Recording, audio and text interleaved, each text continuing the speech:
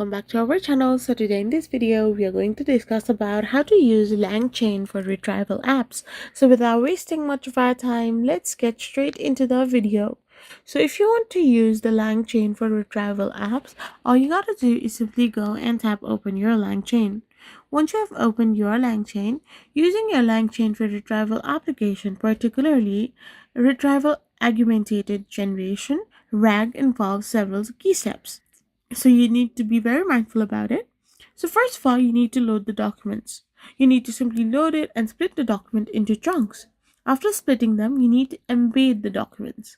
Convert the document chunks into numerical vector embedding using an embedding mode. So once you have done this, these embeddings capture the semantic meaning of the text which can be used by you. So now you need to create a vector store and perform retrieval. After everything, you need to build the RAG chain and query the RAG pipeline. After you have done this, you will be able to use LangChain for retrieval apps. I hope you found this video helpful, so don't forget to hit that subscribe button and to give us a thumbs up.